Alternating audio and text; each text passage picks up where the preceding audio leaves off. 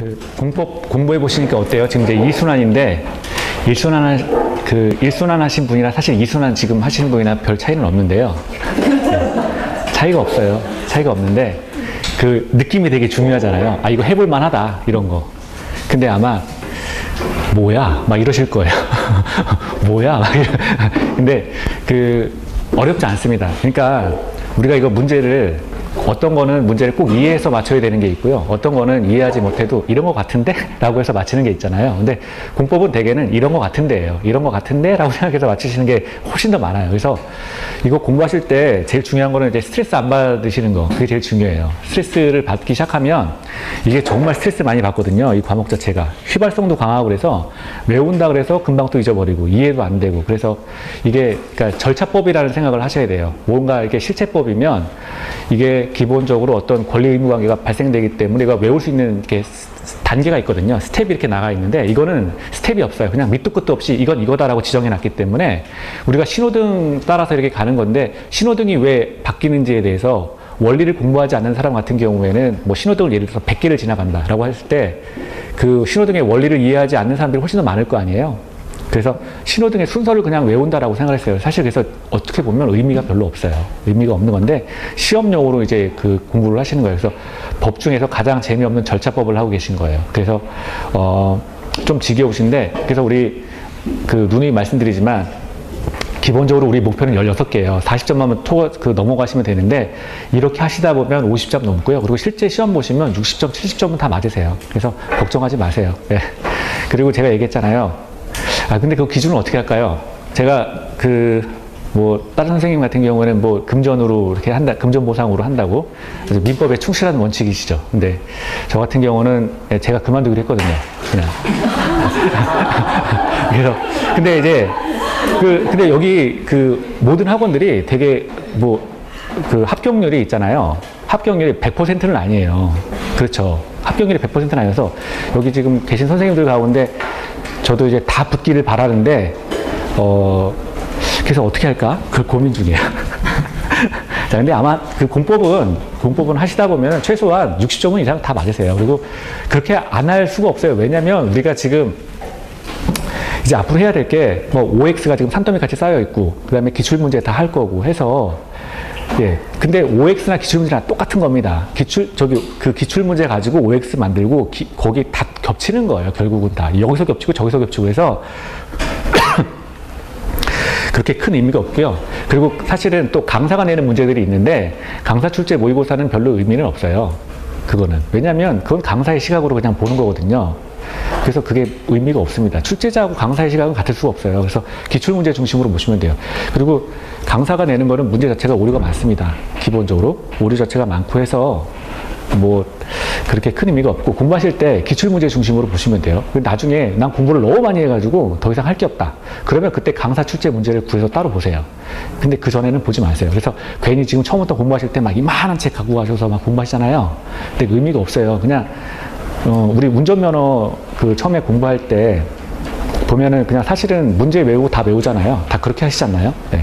그 방법이 오히려 더 탁월해요, 이거는. 그래서, 예, 그냥 책 이렇게, 지금 이거는 이제 한 2달 정도만 더 보시는 거예요. 한 2달 정도만 더, 한 번만 더 보신다라고 생각해요. 지금 보고 한 번만 더 본다. 그리고 나중에는 라면 받침대로 간다. 자, 그렇게 생각하시면 돼요. 네, 의미가 없습니다. 자, 이제 그러면 이제 도시개발법 계속 이어서 한번 해볼게요. 우리 아까 도시개발구역의 지정 규모까지 했었죠. 그래서 도시지역 내 지정하는 방법이 있었고 도시지역 외에 지정하는 방법이 있는데 지금 서브노트 같이 보셔도 돼요. 뭐 필기할 건 없죠. 다 서브노트에 있는 거 하는 거니까. 자, 그리고 그래서 주거, 상업, 공업지역 그리고 녹지지역 이렇게 등장했는데 주거, 상업 그리고 녹지지역 같은 경우는 1만 제곱미터 이상 그리고 공업지역 같은 경우는 3만 제곱미터 이상을 대상으로 해서 도시개발구역을 지정한다. 도시지역 외의 지역에 도시개발구역을 지정할 수 있는데 이때는 30만 제곱미터 이상인 경우에 도시개발구역을 지정한다. 자, 이게 왜 이상을 요구하느냐? 30만 제곱미터 이상, 1만 제곱미터 이상 이런 식으로 이상을 요구하느냐? 이게 하나의 단지 형태를 만들기 위해서 이제 최소 규모를 요구하는 겁니다. 도시 자체를 이제 신도시로 개발하는 거니까 하나의 단지 형태를 이제 꾸민다는 거죠. 그래서 최소 규모를 요구한다. 자, 우리 지금부터 볼 거는 도시개발구역의 지정 효과를 보도록 할게요. 자, 네 번째. 도시개발구역의 지정 효과. 도대체 도시개발구역, 지금 한번 이거 문장을 한번 생각해 보세요. 지금 하고 있는 게 도시개발구역의 지정 효과인데, 기존에 이렇게 서울이라는 큰 도시가 있었고, 어떤 도시가 있어요. 만약에 서울이라고 해서 서울이라고 치고, 서울 안에 일정한 부분을 딱 지정해서 좀 사람도 안 살고 낙후됐다는 거죠. 이런 지역을 대상으로 해서 일정한 어떤 도로를 기반시설 같은 거를 놓고, 그러니까 단지와 시가지를 조성한다. 그래서 새로운 도시로 개발하겠다. 그래서 신도시, 이른바 이 특정 부분을 신도시로 개발하는 법이 도시개발법이에요. 그래서 이 지역에 국한된 게 지금 도시개발법입니다. 그러면 이렇게 도시를 개발하기 위해서 계획을 세우고, 그리고 이 지역에 대해서 구역을 지정했어요. 그래서 도시개발구역을 이렇게 이 지역에 대해서 도시개발합니다 라고 하는 도시개발구역을 지정했을 때의 효과, 그걸 보겠다는 거예요. 그럼 첫 번째 어떤 효과가 있느냐. 자, 효과 첫 번째는 어떤 게 있을까요? 의제가 되죠. 우리가 의제가 된다라고 배웠어요. 근데 뭐가 의제가 돼요? 도시지역과 지구단위 계획구역을 지정한 것으로 의제가 된다. 이렇게 배웠어요. 도시지역과 도시지역이고요. 그리고 두 번째는 지구단위 계획구역. 지구단위 계획구역을 설정한 것으로 본다라고 했습니다. 자, 원래 이게 이제 도시지역 안에 일정 부분을 개발하긴 하는데, 이 지역을 이제 도시개발법에 따라서 도시개발구역으로 지정합니다라고 이렇게 고시했을 때는 이 지역은 도시지역으로 본다. 그리고 이 지역에 도시지역이면서 동시에 지구단위 계획구역이 지정된 것으로 설정된 것으로 본다라고 했어요. 이 지구단위 계획이라고 하는 거는 뭐였죠? 우리 많이 나왔는데 여태까지 어떤 이제 단지화시키는 거였다. 단지화시킨다라고 했습니다. 그래서 일정한 지역에 이렇게 이렇게 지역이 이렇게 있는데, 지역 안에 이 부분에 대해서 지구단위 계획을 지정했다라고 하면 하나에 이렇게 단지로 묶어놓는 거죠. 단지로 묶어놓는데 여기에 학교가 들어가고, 뭐 초등학교, 중학교, 고등학교가 들어가고, 아파트 단지가 들어가고, 초, 중, 고 뭐 이렇게 들어가고, 그 다음에 뭐 예를 들어서 근린생활시설, 슈퍼마켓 이런 것들 들어가고, 쇼핑센터 이런 거 다 들어가고 해서, 식당가 뭐 이렇게 들어가고 해서 사람들이 한번 여기에 들어오면 이 안에서 소비 행위를 다 할 수 있게 한다는 거죠. 뭐 별개의 다른 소비를 위해서 뭐 이 지역을 빠져나가서 다른 지역으로 간다거나 이런 거를 이제 이런 것이 불필요하다라고 봐서 하나의 지역 안에서 모든 소비 행태를 할 수 있게 하는 게 이제 이 지구단위 계획 구역이었어요. 그래서 그 지역 안에 들어오면 그 지역 안에서 모든 걸 끝내겠다라고 하는 게 지구단위 계획 구역이었습니다. 그래서 도시개발 구역으로 이렇게 이 지역을 도시개발 구역으로 지정하면 이 지역은 도시이면서 동시에 지구단위 계획 구역이 설정된 것으로 본다라고 했습니다. 그래서 첫 번째 이게 의제였죠. 의제. 의제는 똑같은 말이 뭐였죠? 그렇죠. 간주였습니다. 간주. 의제하고 간주는 똑같은 말이죠. A를 B로 본다라고 하면 A는 B다라는 얘기예요. 그러니까 우리가 의제를 했을 때는 본다라는 말을 쓰죠. 그러면 예를 들어서 A를 B로 본다 라고 하면 이 말은 뭐예요? A 이꼬르 B죠. A는 B다. 이런 얘기예요. 그러니까 본다가 의제가 되는 거고 동시에 간주가 되는 겁니다. 그래서 A는 B다. 뭐 이런 얘기가 돼요. 자, 첫 번째 이제 의제를 봤어요. 도시지역과 지구 단위 계획 구역이 설정된 것으로 본다라고 했습니다. 두 번째, 도시개발 구역으로 지정이 되면 이 지역에 행위 제한이 따라붙어요. 행위 제한이라는 말은 뭐였죠? 행위 제한. 지금 도시개발 구역이니까 이 지역에 대해서 토지를 공적으로 이용하는 거잖아요. 그렇죠. 뭐 기반시설에 대해서 기반시설의 설치가 새로 들어올 것이고, 그러니까 도로 같은 것들이 새로 깔리게 되고, 그리고 대규모 아파트 단지 같은 것들이 들어오게 될 거고, 뭐 이렇게 학교가 뭐 들어오게 될 거고, 뭐 이럴 거란 말이에요. 그러면 이 지역에 대해서 토지를 공적으로 이용하는 목적이 지금 작동되고 있으니까 토지를 사적으로 이용하지 마시오라고 하는 행위 제한이라고 하는 것은 사적 이용에 대한 제한을 말하는 거예요. 그래서 책을 보시다가 행위 제한 이런 말이 나오면 토지를 사적으로 이용하는 것에 대한 제한이다라고 생각을 하시면 돼요. 그래서 행위 제한은 토지를 사적으로 이용하는 것에 대한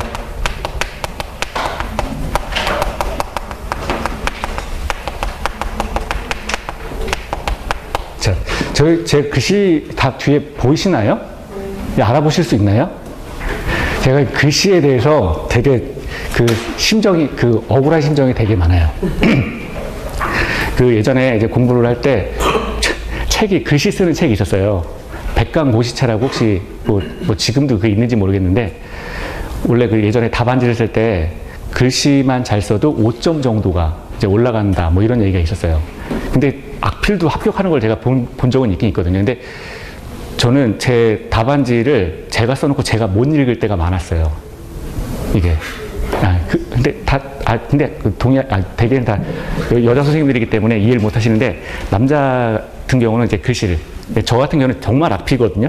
그래갖고 글씨 쓰는 연습을 따로 많이 했어요. 글씨 쓰는 연습을. 근데 이 칠판 글씨는 그나마 좀 난 것 같아요. 근데 종이에다가 쓰는 글씨는 지금도 저는 제가 빨리 쓰면 못 알아봐요. 네, 그런 경우가 많아요. 그래서 네, 제 친구가 그런 얘기를 하더라고요. 제 친구가 이제 현직에 있는데 이제 그놈이 이제 제 거를, 제가 뭐 책을 쓰느라고 이렇게 그 책을 막 이렇게 보더니, 제가 노트 쓴 거죠. 이제 그 책 출간하려고 쓴 걸 보더니, 야, 씨, 이러니까 떨어졌지. 그런 거예요. 뭔 소린지 모르겠다. 막 이러면서. 네. 그래서, 자, 행위 제한. 일단 토지를 사적으로 이용하는 것에 대한 제한을 행위 제한이라고 한다. 그러면 첫 번째, 행위 제한이 붙으니까 어떻게 하라는 거예요? 어떤 행위에 대해서는 허가를 받고 하라라고 하는 거죠. 그럼 첫 번째 보는 게 허가 대상을 먼저 볼까요? 허가 대상. 뭐에 대해서 허가를 받으라는 거냐? 자, 우리 국계법에서 국토의 계획 이용에 관한 법률, 거기에서도 그 토지를 사적으로 이용할 때는 당신 땅이라고 하지만 당신 마음대로 하세요. 이러이러한 행위를 할 때는 반드시 허가를 받고 행동하세요라고 하는 게 있었죠. 여기도 마찬가지예요. 지금 도시개발법에서도 당신 땅이라고 당신 마음대로 하지 마세요라고 하는 거예요. 그래서 허가 대상이 있습니다. 뭐가 있었죠? 건공, 토토토사, 이건 가장 기본이었고, 여기에는 하나가 더 붙어요. 중목의 벌채 및 식재라고 하는 게 붙습니다. 자, 첫 번째는 이제 건축물의 건축이죠. 건축물의 건축. 건축물의 건축. 그냥 다 위에서 아래로 써볼까요? 건축물의 건축. 두 번째는 공작물의 설치. 자, 지금 도시개발구역 내에 건축물을 건축한다 또는 공작물을 설치한다라고 할 때는 허가를 받고 하라는 얘기예요. 도시개발구역 내에서 건축물의 건축, 공작물의 설치. 자, 그 다음에 토지의 형질 변경이죠. 토지의 형질 변경. 형질 변경은 뭘 말하는 거예요? 토지의 형질 변경은? 네? 잘 못 들었어요. 뭐라고요? 네? 네, 그냥 마음대로 제가 귀가 어두운 것 같아요. 저기 그 토지를 깎거나 토지를 쌓아 올리거나 뭐 이런 것들을 말합니다. 그래서 토지의 형질 변경. 그 다음에 그대로 두 번째가 뭐죠? 그렇죠. 토석의 채취. 그리고 토지의 분할. 토지를 나누는 거죠. 토지의 분할. 그래서 건공, 토토토사. 그 다음에 물건의 쌓기죠. 1개월 이상 물건의 쌓기. 자, 그리고 여기에 하나가 더 붙어요. 뭐가 붙어요? 그렇죠. 중목의 벌채 및 식재. 이거 왜 하는 거예요? 어떤 지금 그 보상받기 위해서 나무 심어놓고 그 다음에 보상금 받고 뭐 이렇게 하는 거, 그런 거 하지 말라는 거죠. 그래서 건공, 두 문자 따서 외우세요. 건공, 토토토사, 그 다음에 중목의 벌채 및 식재. 자, 이런 것들에 대해서 허가 대상으로 삼는다. 지금 도시개발구역 내에서 건공, 토토토사 하지 마세요라고 하는 거죠. 이런 거 하려면 자, 허가 받고 하십시오라고 하는 겁니다. 허가 받고 하세요라고 하는 거 있죠.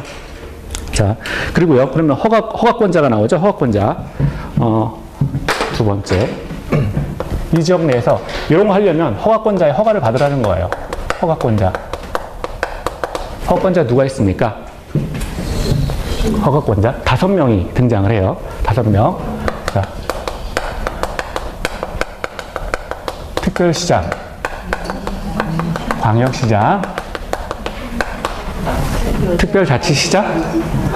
자, 일단 써볼게요. 특별자치시장 X. 그렇죠? 지금 우리 도시개발법 하고 있는 거예요. 도시개발법에는 특별자치시장이 아예 없어요. 아예 없어요. 자, 특별자치시장 없습니다. 특별자치시장 없고요. 자, 특별자치도지사. 그 다음에 누가 있어요? 자, 그리고 시장하고 군수가 있겠죠. 자, 그래서 특별시장, 광역시장, 특별자치도지사, 그리고 시장, 군수 해서 총 지금 하나, 둘, 셋, 넷, 다섯 명이 나옵니다. 허가권자가 5명이다. 자, 기억을 하세요. 허가권자는 5명이다. 허가권자. 그리고 자, 세 번째. 허가 대상, 허가권자, 세 번째. 세 번째는 기득권 보호가 있죠? 기득권 보호. 기득권 보호. 지금 도시개발구역 내 이미 땅 파고 나 이 지역에 건물 지을 거야 라고 해가지고 땅 파고 공사 시작한 자가 있다는 거예요. 그러면 자, 이 자들을 보호해줘야 된다라고 하는 게 기득권 보호입니다. 땅 파기 시작했다. 그래서 이제 그런 자들은 이미 권리를 갖고 있는 자다라고 봐서 이미 권리를 득한 자에 대해서 보호해줘야 된다라고 하는 게 이제 기득권 보호예요. 그러면은 자, 이미 공사에 착수한 자가 있다면 이 자는 30일 내 신고하고 공사를 계속하라라고 하는 거죠. 30일 내 신고하고 공사 계속하면 문제 없다.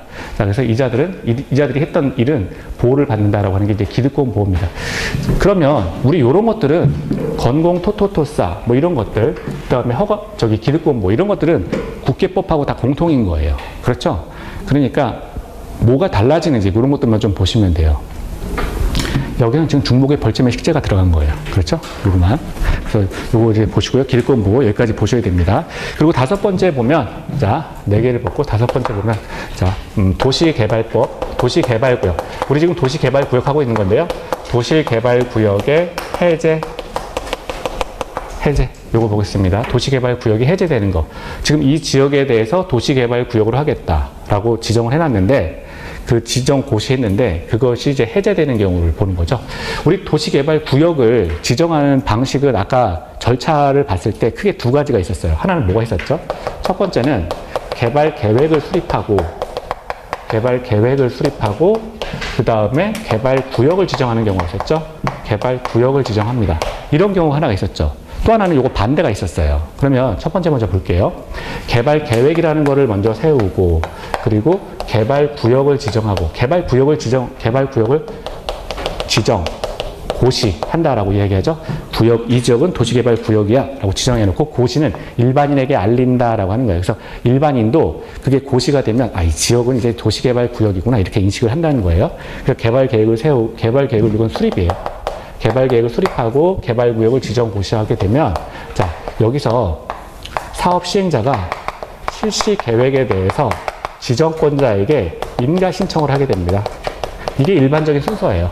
자, 개발계획을 수립하고 개발구역을 지정 고시하게 되면 실시계획에 대해서 인가 신청을 한다라고 하는 게 일반적인 순서인데, 자, 개발계획을 어디서 라면 끓이나요? 자, 개발계획을, 자, 개발계획을 수립하고 개발계획을 지정 고시하게 되면 3년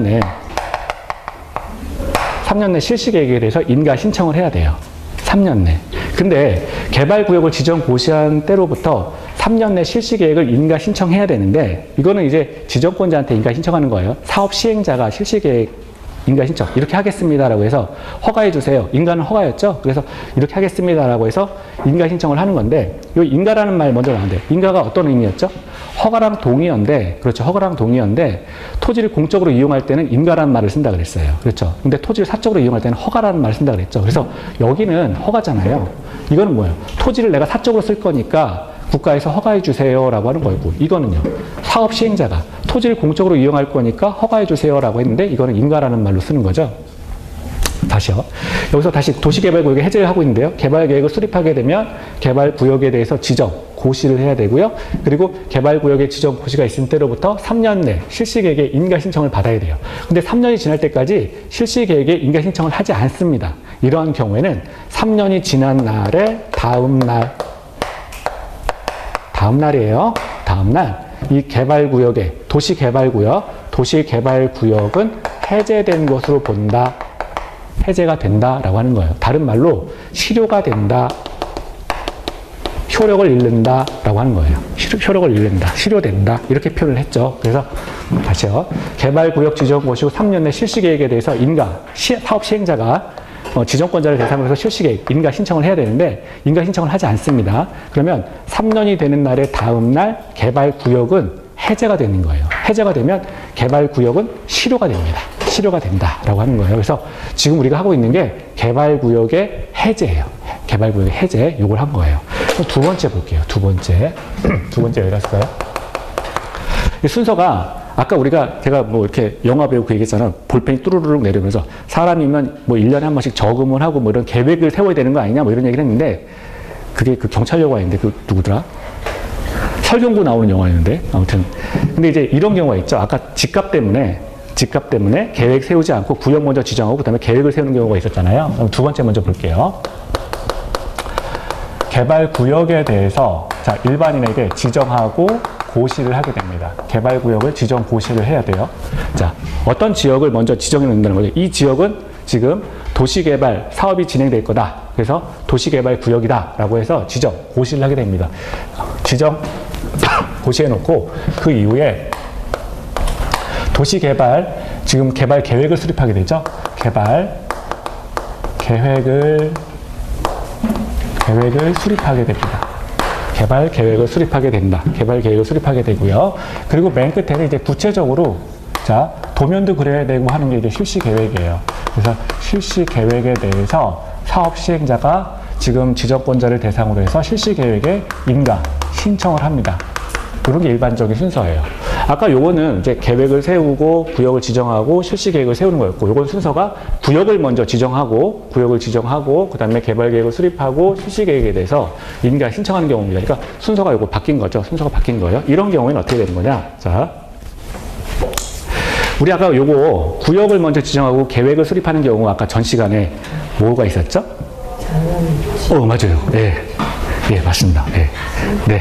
자생도 국주라고 해가지고 외웠잖아요. 자연녹지 지역, 생산녹지 지역. 그렇죠. 도시지역, 외의지역으로서 주거, 상업, 공업지역 면적 합비가 100분의 30 이하인 지역. 그거는 이렇게 순서가 진행된다는 거예요. 그쵸? 그래서 그럼 그냥 이거 할게요. 개발구역 지정 고시되고 개발구역을 수립하고 그다음에 실시계획에 대해서 인가 신청하는 경우 자생도 국주 요 경우를 말하는 건데 자 요때는 자 개발구역을 지금 지정 고시하고 2년 내 개발구역을 수립해야 됩니다. 그리고 개발계획이 2년 내 수립되면 개발계획이 수립되고서 3년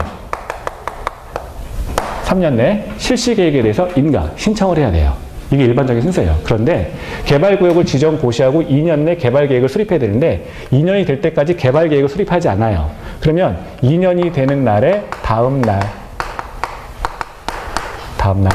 여기서 이것도 잘 보셔야 돼요. 다음 날 개발구역 이게 개발계획이 해제되는 게 아니라 개발구역의 지정 고시 얘가 해제가 되는 거예요.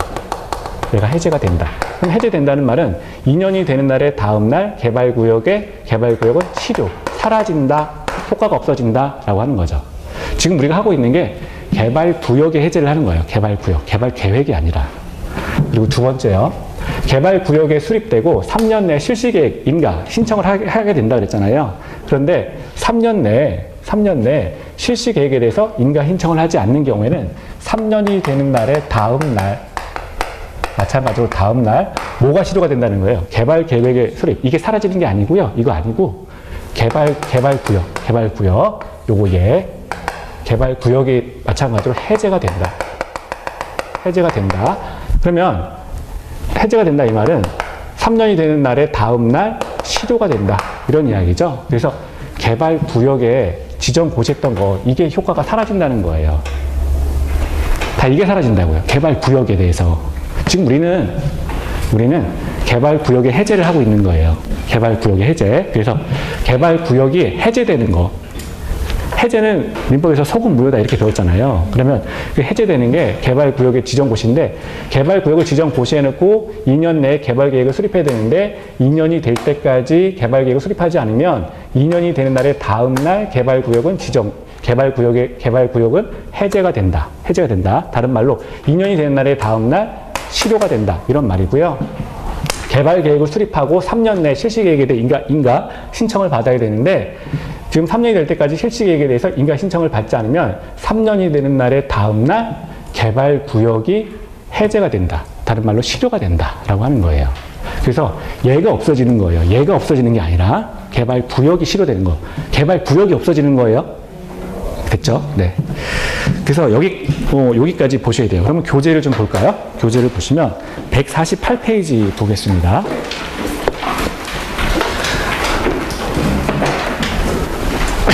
지금 여태까지 이제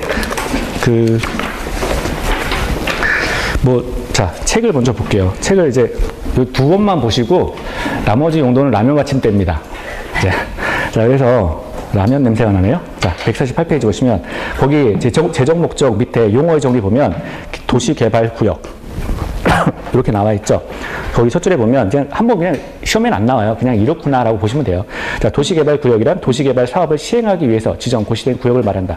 도시개발 사업을 시행하는 구역이 도시개발구역이다. 당연한 거죠. 그리고 밑에 양가로 이번에 도시개발 사업이 있는데 첫 줄이요.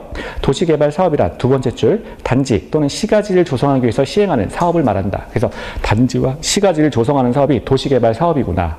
자, 됐습니다. 오른쪽 149페이지 가시면 개발 계획이 있죠. 그러니까 저랑 같이 이 시간에 그냥 책 한번 보시는 거예요. 큰 의미 없어요. 외우실 거는 제가 저는 이제 필기노트에 있는 걸 쓴 거잖아요. 그러니까 이걸 외우시든 아니면 선생님이 받으신 거 필기노트를 외우시든 둘 중에 하나만 하시면 되는 거예요. 그렇죠? 자, 그리고 149페이지요. 제가 다른 데 가서 그 젊은 학생들 수업할 때는 선수라고 얘기하거든요. 김선수, 이선수라고 얘기를 합니다. 그래서 그 성만, 대개는 성만 알아요. 이렇게 많이 앞에 하는 학생들 같은 경우는 성만 아니까 김선수, 이선수 이렇게 얘기하거든요. 네. 근데 제가 저보다 좀 되신 분, 저보다 연세 높으신 분들한테는 제가 선수라고 말을 못해서 선생님이라고 제가, 괜찮으시죠? 네. 149페이지요.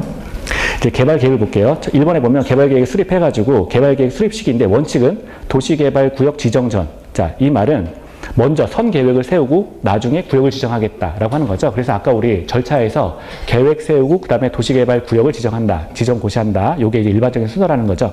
자, 그리고 예외를 보니까 도시개발 구역 지정 후에 뭘 하겠다는 거예요. 지금 개발 계획을 세운다라고 하는 겁니다. 그래서 예외는 구역을 세우고 나중에 도시개발 계획을 세우는 것이 예외 사유다.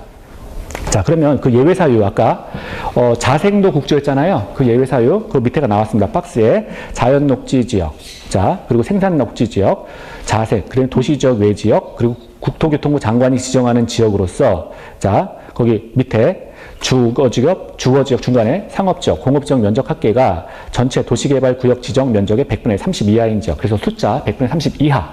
자, 또 100분의 30 미만 아니죠. 이하죠. 그래서 이 공법에서는 이하인지 미만인지 이걸 좀 잘 보셔야 돼요. 그리고 또 이상인지 이걸 보셔야 됩니다. 자, 그리고 5번 좀 잘 보시고요. 지금 하나가 자생도 국지인데 보존 녹지 아니죠. 생산 녹지입니다. 그래서 시험 지문에서 보존 녹지라고 많이 이제 홀려가지고 나와요. 거기에 낚이시면 안 되고요. 자생도 국주다. 자, 이 자생도 국주는 도시개발 구역을 먼저 지정하고 나중에 도시개발 계획을 세우는 사유다. 자, 구역이 먼저 지정됐다. 그거 하나 자 기억을 하세요. 넘어가시면 돼요. 넘어가시면 되고요. 150페이지 갑니다. 자, 거기 개발계획의 변경이 있는데요. 3번에서 위에 첫 줄이요. 지정권자는 직접, 그 밑에 줄 중간에 직접 또는 시행자의 요청을 받아 개발계획을 변경할 수 있다. 그러니까 지정권자가 지금 개발계획 변경할 수 있다. 자기가 도시개발구역 이렇게 여기 지정하겠다. 그럼 아까 누구였어요? 국장, 시도지사, 대도시장이었죠. 요 세 사람에서 자 자기가 지정해놓고 그 다음에 변경할 수 있다는 겁니다. 자, 됐고요. 밑에 개발계획 수립의 동의를 볼게요. 지정권자죠. 지정권자. 지정권자는 첫 줄이요. 원칙에서 환지 방식의 도시개발 사업에 대한 개발계획을 수립하려면 환지는 땅으로 바꿔주는 거였죠. 지가가 비싸기 때문에 그 지역을 수용해가지고 도시를 개발할 수가 없어요. 신도시를 만들 수가 없습니다. 따라서 들어가서 개발시켜놓고 다시 땅으로 바꿔주겠다라고 하는 거예요. 자, 그 환지 방식의 도시개발 사업에 대한 개발계획을 수립하려면 두 번째 줄. 자, 토지 면적의 3분의 2 이상의 자, 해당하는 토지 소유자와 그 지역의 토지 소유자 총수의 2분의 1 이상의 동의를 받아야 된다. 자, 동의를 받으라 라고 하는 겁니다. 됐고요. 자, 예외가 있어요. 예외가 있는데 지금 일단 지정권자가 동의를 받는데 그 예외에서 1번이요. 방고레벨 행정청이 시행자인 경우에 자, 시행자인 경우에는 맨 끝에 자, 두 번째 줄이요. 두 번째 줄 국가나 지방자치단체이면 그냥 앞줄까지 볼까요? 개발사업의 시행자가 국가나 지방자치단체이면 토지 소유자의 동의를 받을 필요가 없다. 자, 시행자가 국가나 지자체인 경우에 자 그러면 밑에 됐습니다. 여기 밑에는 또 외우면 조합이 시행자인 경우에 더 헷갈리니까 이거는 그냥 동의 받으라는 거예요. 동의. 자 그래서 요거는 넘어가고요. 151페이지 봅니다. 151페이지 보면 거기 1번에 동의자의 수를 산정하는 방법에서요. 1번 동그라미 1번이요. 도시개발구역의 토지 면적을 산정하는 경우에는 자 아까 그 동의를 받을 때 국공유지를 포함해서 산정한다. 그거 하나 보세요. 국 공유지를. 우리 여태까지 보면 국 공유지를 제외한다 이런 것들이 있었잖아요. 근데 이거는 포함한다라고 하는 거고요. 밑에 3번이요. 개발계획의 내용 및 수립 기준에서요. 개발계획의 내용인데 이건 사실 수천 개예요. 지정권자가 지정하기 나름이죠. 그러니까 이건 수천 개인데, 자, 거기 밑에 보면 중간 개발계획의 내용에서요. 중간에 다만 14부터 17까지는 자, 두 번째 줄이요. 개발구역을 지정한 후에 개발계획에 포함시킬 수 있다. 지금 개발계획에 포함될 수 있는 내용이 나온 거예요. 14부터 17까지. 그럼 다음 페이지 넘기셔서 14부터 17까지를 묶으세요. 묶으시면 이건 뭐냐면 개발구역 지정 후 개발계획에 포함되는 내용 이렇게 하나 쓰세요. 14부터 17까지 이렇게 가로로 묶으신 다음에 개발구역 지정 후 개발구역 지정 후 계획을 수립하게 되는데 이 개발계획 내용에 자, 개발계획에 포함되는 내용, 개발계획에 포함되는 내용. 자, 개발구역 지정 후 개발계획에 포함되는 내용. 자, 이렇게 하나 써놓으세요. 14부터 17이에요. 우리 서브노트에는 다 있죠. 그래서 14부터 17은 개발구역 지정 후 개발계획을 세우는데 이때 개발계획에 포함되는 내용이라는 거예요. 자, 그러면 14번 볼게요. 도시개발구역 밖의 밖의 지역에 기반시설 설치해야 되는 경우에 그에 필요한 비용의 부담계획. 그래서 기반시설 부담계획. 이게 지금 들어가 있는 거고요. 15번에 첫 줄 보시면 수용 또는 사용의 대상이 되는 토지 또는 건축물에 관한 끝에 소유권, 그리고 맨 밑에 줄 세분 목록. 자, 그리고 16번 보면 맨 끝에 세입자 등의 주거 및 생활안정 대책 요거 하나 보시고요. 17번 보시면 끝에 사업 추진 계획 등에 관한 사항. 자, 그래서 이런 것들이 이제 개발구역 지정 후에 개발계획에 포함될 수 있다. 포함되는 내용이다. 요거 하나 쓰시면 됩니다. 자, 그리고요. 네, 거기 152페이지 하단에 보시면 개발계획 수립 기준이 있죠. 거기 보면 반가로 1번에서 광역도시계획 등에 부합한다. 개발계획을 세울 때 광역도시계획에 부합한다. 자, 거기 보면 두 번째 줄 끝에요. 광역도시계획이나 도시군 기본계획에 들어맞도록 하여야 한다. 요거 하나. 거기 반가로 1번 광역도시계획 등에 부합해서요. 두 번째 줄 끝에 광역도시계획이나 도시군 기본계획에 들어맞도록 하여야 된다. 그리고 복합기능이 있죠. 자, 330만 제곱미터 이상인 도시개발구역에 관한 개발계획을 수립할 때에는 자, 두 번째 줄 기능이 서로 조화를 이루도록 노력하여야 된다. 그래서 이건 숫자를 가지고 많이 나오거든요.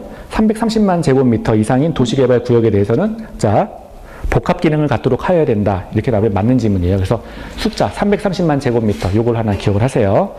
자, 그리고 작성 기준은 그 밑에 국장이 정한다. 됐습니다. 지금 여태까지 살펴본 게 도시개발 계획을 살펴본 거예요. 자, 그리고 이제 153페이지 가시면 도시개발구역이에요. 자, 지정권자, 구역을 지정하는 애가 누구냐? 원칙에서 자, 체크합니다. 반가로 1번에 시도지사 또는 대도시시장. 그래서 그런데 여기 시도지사에서 특별자치시장은 빠진다 그랬죠? 그래서 도시개발법에서는 항상 특별자치시장은 안 나오는 거예요. 세종시 이미 개발 끝났습니다. 자, 됐고요. 예외 볼게요. 밑에 보면 국장이 원래 지금 지정권자가 시도지사, 대도시장인데 지금 국장이 지정하는 사유가 있죠. 예외에서. 거기 박스요. 맨 밑에. 국가가 도시개발 사업을 실시할 필요가 있는 경우. 그러니까 국가 하나 체크하시고요. 국가가 이제 도시개발 사업을 시행하는 경우. 두 번째, 중앙행정기관의 장이 요청하는 경우. 중앙 체크하시고요. 세 번째, 자, 30만 제곱미터 이상으로서 거기 3번에 공공기관의 장 또는 정부 출연기관의 장. 그래서 그 공정 이렇게 기억을 하시면 되고요. 그 다음에 네 번째 보면 자, 요거는 아까 제가 필기 안 했죠. 자, 지금 거기 보면 시도지사 또는 맨 끝에 4번 맨 끝에 시도지사 또는 대도시장의 협의가 성립되지 않는 경우 시도지사, 대도시장보다 더 큰 애는 지금 국장밖에 없잖아요. 그러니까 국토교통부 장관 이건 뭐 기본적인 어떻게 우리가 배웠던 원칙인 거죠. 4번 같은 경우는 협의가 성립되지 않는 경우. 그리고 다섯 번째 천재지변. 자, 그래서 맨 끝에 도시개발 사업을 긴급하게 할 필요가 있는 경우 이런 경우에는 국장이 지정한다.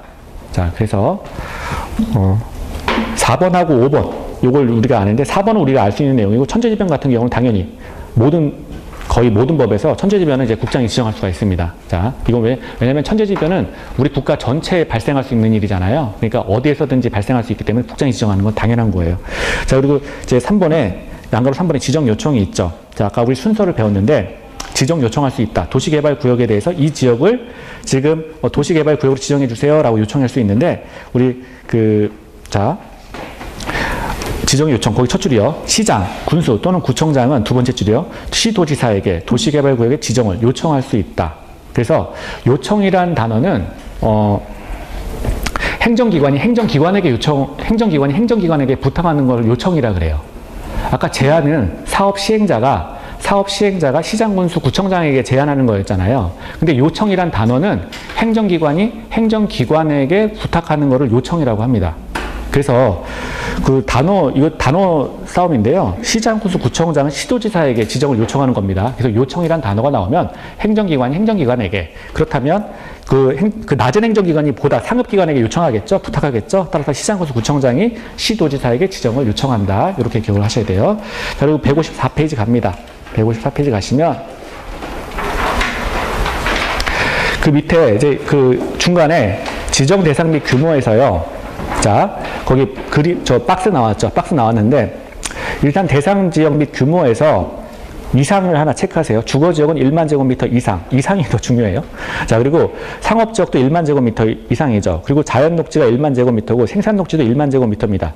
근데 도시지역 내에 들어가 있는 공업지역 같은 경우는 3만 제곱미터 이상이에요. 그래서 주상, 원래 공녹 이렇게 우리가 도시지역이다라고 배웠는데, 공업지역만 3만 제곱미터 이상이다. 그리고 도시지역 외의 지역이 있는데 우리 30만 제곱미터 이상 이 정도만 하나 보시고요.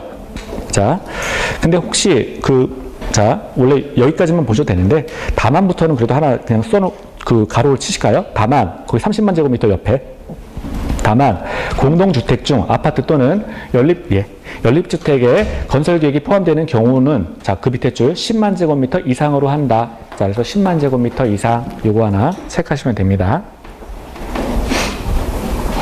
자, 그리고 교과서 이제 155페이지요. 155페이지 보시면 거기 도시개발구역의 155페이지 도시개발구역의 분할 및 결합에서요. 자, 양가로 1번에 분할 시행 및 결합 개발. 이거 당연히 될 수 있겠죠. 그러면 두 번째 줄 중간이요. 도시개발구역을 둘 이상의 사업 시행지구로 분할하거나 서로 떨어진 둘 이상의 지역을 결합해서 하나의 도시개발구역으로 지정할 수 있다. 그렇죠. 사실은 이거 우리 도시개발구역의 그 지정권자가 국장, 아까 3인이었잖아요. 높은 사람. 그렇죠. 시도지사, 대도시장 이런 사람들이었는데, 그러면 당연히 이 사람들 입장에서는 분할하거나 아니면 합쳐서 당연히 할 수 있다. 자, 그리고 분할 시행의 요건에서요. 두 번째 줄 중간이요. 분할 후 중간 이후에 각 사업 시행지구의 면적을 각각 1만 제곱미터 이상인 경우로 한다. 우리가 아까 기본적으로 왼쪽에서 봤을 때 지정 대상 규모가 다 1만 제곱미터 이상이었죠. 최소가. 그래서 도시개발 사업을 진행할 때는 그 하나의 단지화를 시키는 작업이 필요하기 때문에 그 1만 제곱미터 이상을 요건으로 한다. 이제 그 정도 보시면 돼요. 자, 그리고요. 156페이지 가십니다. 156페이지 가시면 4번에 지정 절차가 있어요. 자, 지정 절차가 있는데, 거기 임의적 조사에서요. 첫 줄하고 두 번째 줄만 보실까요? 자, 첫 줄이요. 도시개발 사업의 시행자나 시행자가 되려고 하는 자는, 자, 시행하려는 자는 저 맨 끝에 줄, 자, 조사하거나 측량할 수 있다. 조사하거나 측량할 수 있다. 자, 그리고요.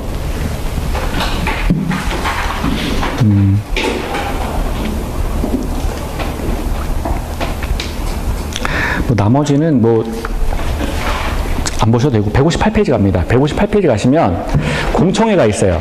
공청회. 자, 거기 공청회 그 맨 위에 158페이지 상단에 방금 이번에 공청회가 있죠. 공청회가 있는데, 자, 두 번째 줄에 100만 제곱미터 이상인 경우에는 세 번째 줄 끝에 공청회를 개최해야 된다. 공청회를 개최해야 된다. 공청회는 뭐였죠? 주민과 전문가의 의견을 듣는 과정이었죠. 그래서 이게 지역이 100만 제곱미터 이상이면 굉장히 넓은 거잖아요. 그러면 이런 경우에는 공청회를 개최해야 된다. 됐고요. 그 3번에, 맨 밑에 3번에 그 양가로 3번에 협의 및 심의가 있죠. 자. 그 첫 줄이요. 지정권자는 도시개발구역을 지정하거나 개발계획을 수립하려면 관계 행정기관의 장과 협의한 후, 자, 두 줄 내려와서요. 자, 도시계획위원회 심의를 거쳐야 된다. 심의를 거쳐야 된다. 자, 그래서 요 정도 하나 보시고요. 밑에, 국토교통부 장관과 협의, 이런 게 있는데, 이것도 그냥 지문 하나 정도로만 체크하시면 돼요. 자, 국토교통부 장관과 협의인데, 거기 첫 줄에 지정권자는 체크하시고, 두 번째 줄에 국토교통부 장관과 협의해야 된다. 요거 하는데, 협의를 하려면, 일단 도시개발 구역의 면적이 일정 부분 이상 돼야 돼요. 그래서 어떤 거냐, 어떤 부분에 대해서 협의해야 하는 거냐, 159페이지 그 박스에 가시면, 그 박스 1번에서요, 지정하려는 도시개발 구역 면적이 100만 제곱미터 이상인 경우에는 자, 지정권자는 국장과 협의하라라고 하는 거예요. 자, 그거 하나만 보세요. 거기 그 159페이지 1번에서 지정하려는 도시개발 구역 면적이 100만 제곱미터 이상인 경우 그 옆에 대한 차라리 써놓으세요. 그냥 지정권자는 국토교통부 장관과 협의한다. 그러니까 지정권자가 지정하려는 도시개발 구역 면적이 100만 제곱미터 이상인 경우에는 국장과 협의하여야 된다. 자, 요거 하나만 보시면 되고요. 자, 그리고 내려갑니다. 5번에 가시면 지정고시의 효과가 있죠. 159페이지 밑에 하단에 양가로 1번이요. 도시지역 등의 결정, 고시의제. 아까 우리 도시개발구역의 효과, 여기서 봤던 거예요. 그러면 자, 양가로 1번에 도시지역 등의 결정, 고시의제가 있는데 첫 줄이요. 도시개발구역이 지정, 고시된 경우에는 도시개발구역은 자, 그 밑에 줄 도시지역과 그 옆에 지구단위 계획구역으로 결정되어 고시된 곳으로 본다. 도시지역과 지구단위 계획구역으로 결정, 고시된 곳으로 본다. 자, 그래서 이런 지역, 이제 도시개발구역이 지정, 고시가 되면 도시지역과 지구단위 계획구역으로 결정, 고시된 곳으로 본다. 이렇게 나왔는데, 운정지구 그때 예를 들었었죠? 운정지구 같은 경우가 이제 이쪽에 도시개발구역으로 결정, 고시가 되면 도시지역으로 보는 거예요. 도시지역으로 본다. 자, 그런 얘기였어요. 자, 그리고 넘어가시면 돼요. 160페이지 가시면 양가로 3번의 행위제한 첫 줄에 있죠?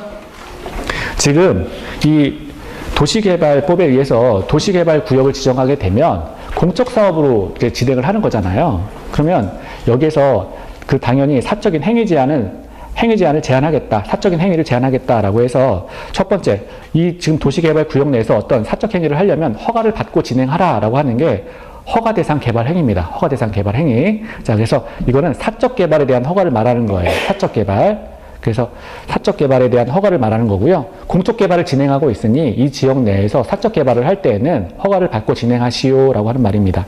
그러면 밑에 반가로 1번에서 허가 대상 개발 행위가 있는데 거기 두 번째 줄이요. 허가권자가 나와 있죠. 특별시장, 광역시장, 특별자치, 도지사, 시장 또는 군수에 허가를 받아라. 이 사람들이 허가권자였죠. 근데 누가 빠졌다고요? 특별자치시장. 그렇죠? 특별자치시장이 빠진 거예요.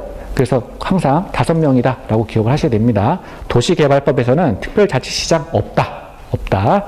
세종시 끝났다 라고 보시면 돼요. 그러면 허가 대상은 뭐냐? 자, 건축물의 건축 됐죠? 그리고 공작물의 설치 외우셔야죠. 토지의 형질 변경, 토속의 채취, 토지 분할, 물건을 쌓아놓는 행위. 자, 그리고 중목의 벌채 및 식재. 이게 보상금 용도로 나무 심어놓고 비지 마세요라고 하는 게 중목의 벌채 및 식재입니다. 그래서 7가지가 있죠. 지금 7가지 건공, 토토토싸, 그 다음에 중목의 벌채 및 식재 해가지고 7가지 다 외우셔야 돼요. 자, 7가지입니다. 우리 국계법에서는 6가지까지 나왔죠? 그렇죠? 1개월 이상 물건 쌓기까지였는데 지금 도시개발법에서 하나가 추가가 된 거예요. 중목의 벌채 및 식재까지 나왔습니다. 그럼 밑에 허가를 받지 않고 지금 도시개발 구역 내에서 할 수 있는 행위가 또 있어요. 그러면 거기 허가를 요하지 아니하는 행위에서요. 밑에 줄 허가를 받지 아니하고 할 수 있다라고 했습니다.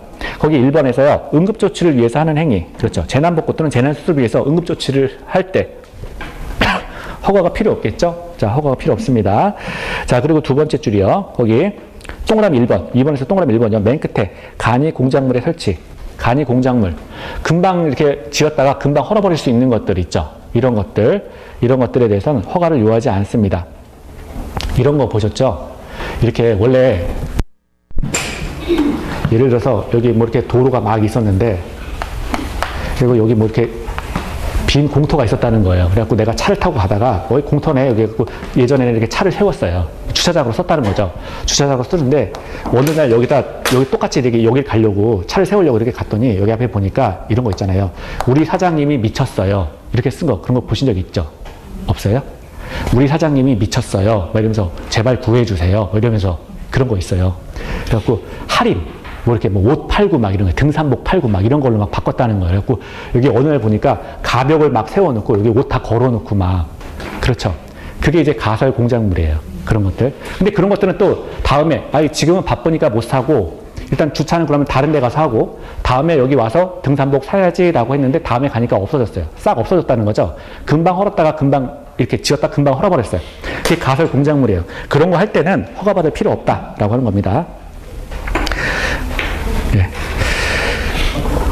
그리고 자, 두 번째 동그라미 2번이요. 경작을 위한 토지의 형질 변경. 자, 그냥 토지의 형질 변경은 뭐였어요? 그 위에 3번 박스 위에 3번 보면 토지의 형질 변경은 허가 대상이었죠. 근데 경작을 위해서 뭔가를 심으려는 거예요. 농작물 같은 거. 농작물 심기 위해서 토지의 형질 변경하는 경우에는 허가 대상이 아니다. 그래서 경작은 동그라미 하시고요. 자, 그리고 자, 세 번째. 근데 이거 왜 그럴까요? 경작 같은 경우는. 농산물 같은 경우는 이게 나무를 심지 않는 이상 경작이라면 1년생이죠, 보통. 1년생이에요. 그래서 뭐 이게 뭐 예를 들어서 뭐 벼 같은 걸 심었다라고 하더라도 1년이 안 가잖아요, 채. 그러니까 기간이 짧다고 보는 거예요. 기간이 짧으면 자, 허가를 요하지 않겠다라고 보는 거고요. 자, 세 번째. 그 중간이요. 자연경관을 자, 훼손하지 아니하는 범위 내에서 토속의 채취. 자, 기본적으로 토속의 채취도 우리 허가 대상이었잖아요. 근데 자연경관을 훼손하지 않는데요. 자연경관을 훼손하지 않고, 그러니까 거의 밖에서 볼 때 외관상 변화를 주지 않습니다. 이런 경우에는 허가를 요하지 않는다. 외우셔야죠. 외우셔야 돼요. 자, 그리고 네 번째 보면, 자, 남겨두기로 결정된 대지에서 물건을 쌓아놓는 행위. 도시개발구역에 남겨두기로 결정된 대지에서. 그러니까 어떤 그 도시개발구역 안에 땅이 있는데 그 지역은 그냥 그대로 남겨두기로 했다는 거예요. 그냥 어떤 그 전혀 건드리지 않고 그냥 남겨두기로 했는데 거기에 물건을 쌓아놓는 행위. 이런 것들에 대해서는 자, 허가를 받지 않는다. 그래서 4번도 잘 보시고요. 다섯 번째, 이건 별표하시고요. 관상용 중목의 임시식재. 자, 외우세요. 관상용 중목의 임시식재. 이런 것들은 허가를 받지 않고 할 수 있다. 그런데 경작지에서 임시식재는 허가를 받는 거예요. 그 옆에. 그러니까 아다르고 어다른 거죠. 그 관상용 중목의 임시식재. 이건 허가를 받지 않습니다. 다만 경작지에서의 임시식재는 허가를 받습니다. 지금 보시고 다음 달에 한 번만 더 보고 이제 안 보실 거예요. 자, 그리고 밑에 내려가시면 기득권의 보호가 있죠. 제가 이렇게 기침을 많이 하는데 이게 기침을 안 하다가 한 번 시작하면 계속 하거든요. 근데 이게 예전에 저 신림동에서 10년 넘게 살았는데 가습기 있잖아요. 그 가습기 회사 그 이름 뭐죠? 옥시. 제가 10년 동안 거의 한독서실에 있었는데 항상 그 옥시를 이렇게 타줬어요, 물에다가.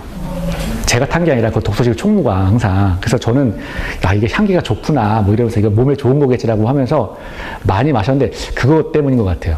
이게 증거 자료가 없어서 소송을 할 수가 없어요. 네, 이놈들을 그냥 정말. 네. 그래서 자, 기득권을 보고 볼게요. 첫 줄이요. 허가를 받아야 하는 행위로서 도시개발구역의 지정 및 고시 당시 이미 관계 법령에 따라서 행위 허가를 받았거나. 자, 두 번째 줄이요. 허가를 받을 필요가 없는 행위에 대해서 그 공사나 사업에 착수한 자. 두 번째 줄 중요한 거죠. 그 공사나 착수한 자, 기득권자였어요. 도시개발구역의 지정 고시낸 날로부터 30일 이내에 세 번째 줄, 그 밑에 줄, 그러니까 두 줄 내려가서요. 신고한 후 일을 계속할 수 있다. 기득권자, 공사나 사업에 착수한 자의 경우에는 지정, 고시된 날로부터 30일 내에 신고하고 계속 시행하라. 됐습니다. 자, 이제 뭐 나머지 5, 6, 7은 뭐 안 보셔도 돼요. 그 다음에 해제 의제가 있죠. 아까 했던 겁니다. 이거. 자, 지금 여기 썼던 거 이거 두 가지예요. 두 가지예요. 이게 나온 거예요. 첫 번째 줄 보시면 이제 우리 모든 공법에서는 우리 지형도면 여태까지 배운 것 중에 지형도면을 고시한 날은 그때부터 지형도면을 고시한 때부터 효력이 발생하는 거였죠. 그것만 지형도면을 고시한 때로부터 효력이 발생한다. 그거 빼고 나머지는 다 다음 날이에요. 다음 날. 그러면 자, 거기 첫 번째요. 도시개발구역 지정은 다음에 어느 하나에 규정된 날에 다음 날에 해제된 것으로 본다. 박스 위에 지금 본 거고요. 박스 볼게요. 도시개발구역이 지정, 고시된 날로부터 3년이 되는 날까지 자, 실시계획을 인가 신청하지 않냐는 경우에 3년이 되는 날에 다음 다음 날, 자, 지금 도시개발구역의 지정은 해제가 된다. 해제가 된다. 다른 말로 실효된다라고 보는 거예요. 자, 그리고요. 도시개발구역의 공사 완료의 경우에는 자, 그 공고일 다음 날, 그 2번 같은 경우는 공고일 다음 날 해제된 것으로 본다. 자, 여기서 요거 하나만, 요거 하나 안 썼는데 요거 하나만 더 볼게요. 자, 개발구역이 수립되고 아까 개발구역이 지정 고시되고 그리고 실시계획 인가 신청이 이루어지는데 자, 개발구역이 지정 고시된 날로부터 3년 내에 실시계획에 대해서 인가 신청을 해야 되는데 실시계획에 대해서 인가 신청하지 않으면 3년이 되는 날에 다음 날 개발구역에 대한 것은 해제가 된다. 개발구역이 해제된다라고 했어요. 여기까지 본 건데 자, 실시계획에 대한 인가 신청이 있고 여기 신청이죠. 인가 신청이 있고 자, 2년 내 공사에 착수해야 됩니다. 2년 내 공사 착수해야 돼요. 이제 땅 파고 이제 뭐 지으란 얘기예요. 근데 2년 내 공사 착수해야 되는데 2년 내 공사 착수하지 않게 되면 시행자를 변경할 수 있어요. 이건 시행자 변경 사유에 해당됩니다. 그래서 자, 시행자 변경할 수 있다. 2년 내 공사 착수하지 않으면 시행자 변경한다. 시행자 변경할 수 있다라고 하는 거예요. 그리고 여기도 마찬가지예요. 여기도 한 번 더 보면은요. 개발구역을 지정 고시하고 2년 내 개발계획을 수립해야 되고요. 개발계획을 수립하게 되면 3년 내 실시계획에 대해서 인가 신청을 받아야 됩니다. 사업 시행자가 허가권자를 대상으로 해서 지금 실시계획에 대해서 인가 신청을 해야 되는데 여기서 자, 개발구역을 지정 고시하고 2년 내 개발계획을 수립해야 되는데 2년이 되는 날까지 개발계획을 수립하지 않으면 2년이 되는 날에 다음 날 개발구역은 해제된 것으로 본다라고 했었고요. 그리고 개발계획을 수립하고 3년 내 실시계획 인가 신청을 받아야 되는데 3년이 되는 날까지 실시계획에 대해서 인가 신청을 하지 않으면 3년이 되는 날에 다음 날 개발구역이 해제된다라고 했어요. 그래서 개발계획은 상관이 없고 개발구역이 해제된다. 이것만 지금 본 거예요. 그래서 2년, 3년. 근데 위치가 똑같아요. 얘만 지금 이게 없죠. 이게 기간이 없고 지금 얘는 2년, 3년이라 여기 3년은 똑같단 말이에요. 그래서 이건 어려운 게 없는데 여기도 똑같아요. 지금 실시계획에 인가 신청이 있고요. 2년 내에 이제 공사 착수해야 됩니다. 2년 내에 이제 공사에 대해서 착수, 땅 파고 건물 지어라 라고 공사 착수해야 돼요. 근데 공사 착수를 하지 않으면 사업 시행자가 게을러 터진 거니까 시행자를 변경할 수 있다라고 하는 거예요. 그래서 이때는 시행자를 변경할 수 있다. 시행자 변경할 수 있다. 자, 그래서 밑에 예외가 있는데 이거 이제 그 예외가 나온 거예요. 예외가 이제 중요한 거예요. 거기 밑에 박스 볼게요. 거기 예외에서 도시개발구역을 지정한 후 개발계획을 수립하는 경우에는 자, 끝에 다음 날에 도시개발구역이 지정이 해제된 것으로 본다. 자, 1번이요. 도시개발구역이 지정 고시는 날로부터 2년이 되는 날까지 개발계획을 수립, 고시하지 아니하는 경우에는 2년이 되는 날 나왔는데 뭐예요? 2년이 이 날에 다음 날에 해제가 되는 거죠. 그래서 지금 나와 있는 게 요겁니다. 2번이 먼저 나와 있는 거예요. 2번이 지금 여기 그림에서 2번이 먼저 나온 거고요. 그리고 박스 2번이요. 개발계획을 수립 고시한 경우에는 이거죠. 자, 개발계획을 수립 고시하는 경우에는 자, 3년이 되는 날까지 실시계획을 인가 신청을 하지 아니한 경우에는 자, 3년이 되는 날에 다음 날 자, 지금 여기서 개발계획을 수립하고 개발구역에 대해서 지정 고시를 했는데 잠깐만요. 자,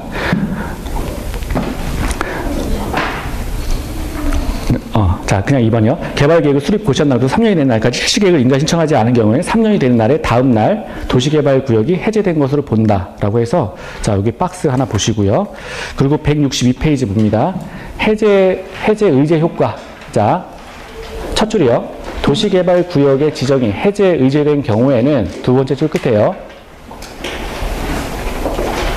지정 전의 용도 지역 및 지구 단위 계획구역으로 각각 환원되거나 폐지된 것으로 본다. 그래서 환원에 하나 동그라미 해놓으세요. 자, 그래서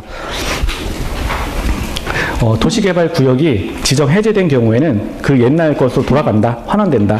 환원되거나 폐지된 것으로 본다. 자, 그래서 여기까지 하나 이렇게 좀 보시고요. 자, 잠깐 쉬었다가 그리고 또 마저 하도록 하겠습니다. 잠깐 쉬겠습니다.